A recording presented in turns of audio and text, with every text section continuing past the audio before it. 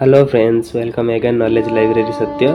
जैसे कि मैंने बताया था कि मेरा पिछला वीडियो जो था एनर्जी फ्लो एंड इकोसिस्टम में, उस वीडियो में मैंने लास्ट को बताया था कि मैं नाइट्रोजन साइकिल लेके आऊँगा। फाइनली मेरा वीडियो आज आ गया नाइट्रोजन साइकिल का।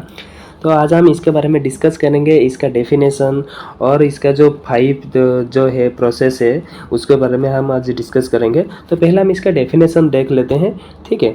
इसका डेफिनेशन जो है मैंने जो ऑनलाइन से और वो बुक से मैंने उसको डिवाइड करके एनालिसिस करके इसका बेस्ट डेफिनेशन बनाया हुआ है। जैसे nitrogen cycle is a biochemical process which transfer the nitrogen gas present in atmosphere to a more usable form of living organisms and often revert back into the atmosphere through biotic and abiotic factors।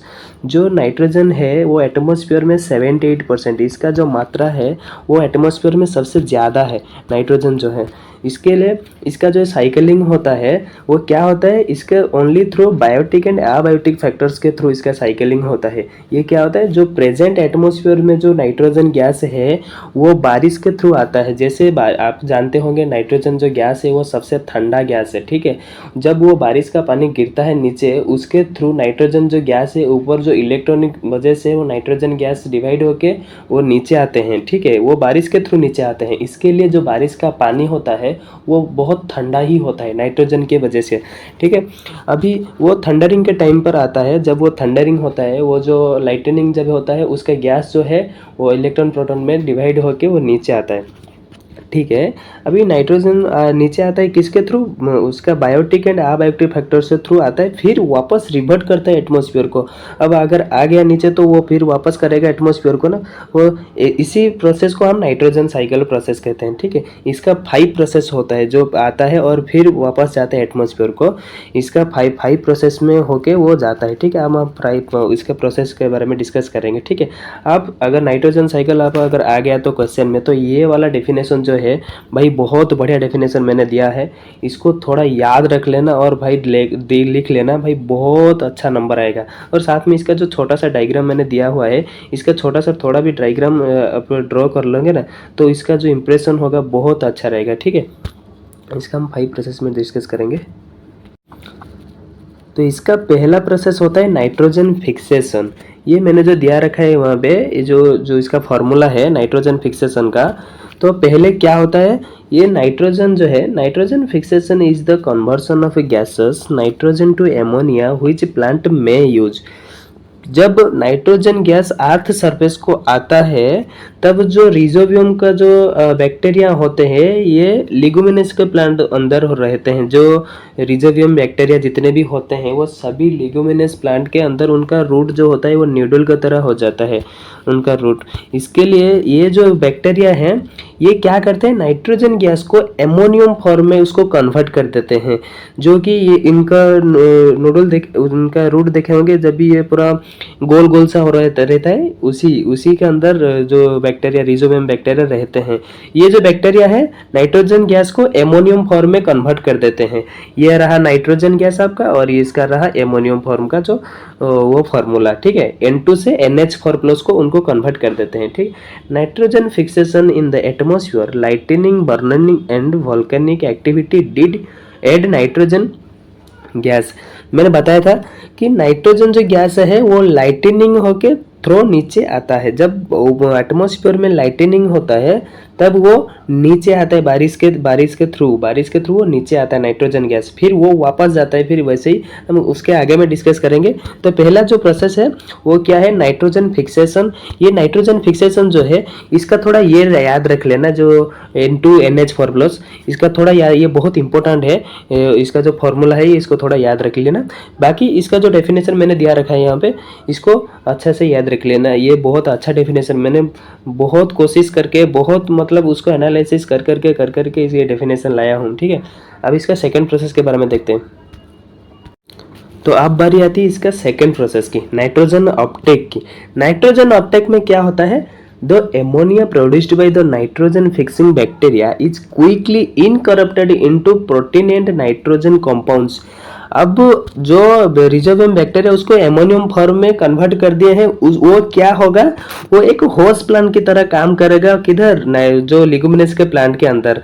वो क्या करेंगे, जो ammonia है वो लिगुमिनस plant को देंगे, जो ammonia यहाँ हुआ है वो उसको वो लिगुमिनस को प्लांट देंगे, और जो लिगुमिनस प्लांट है वो कार्बोहाइड्रेट किसको देंगे, वो रिजोबियम बैक्टीरिया को देंगे। कार्बोहाइड्रेट जो है वो ऐसे ही यही सा रहता है। जो रूट नोडल के अंदर जो एमोनिया है वो लिगुमिनस प्लांट ले लेता है। ये एक होस्ट की तरह काम करते हैं ये दोनों, इधर either by a host plant by the bacteria itself और अनदर सॉइल ऑर्गेनिजम्स। अगर प्लांट को सही तरीके से इसको नाइट्रोजन नहीं मिला तो ये क्या होगा, येलोइश कलर का हो जाएगा। ये देखिए यहाँ पे येलोइश कलर का हो गया है। जो जितने भी प्लांट के पत्ते हैं वो येलोइश कलर का हो जाता है। जब जो एक प्लांट को अच्छी तरह से नाइट्रोजन नहीं मिलता वो उसका येलो कलर हो जाता है। लैक ऑफ नाइट्रोजन की वजह से इसका जो पत्ते का कलर होता है वो येलोइश हो जाता है। ठीक है, इसका ये फार्मूला थोड़ा याद रखना, ये फार्मूला बहुत इंपॉर्टेंट है, इसको थोड़ा याद रखना। ये NH4+ से ऑर्गेनिक N हो जाता है नाइट्रोजन अपटेक में। ठीक है, अब इसका तीसरा प्रोसेस में देखेंगे मिनरलाइजेशन। ठीक है, तो अब बारी आती है मिनरलाइजेशन प्रोसेस की। मिनरलाइजेशन प्रोसेस में क्या होता है, जब after nitrogen is incorporated into organic matter is often converted back into inorganic nitrogen by the process of nitrogen mineralization otherwise known as decay।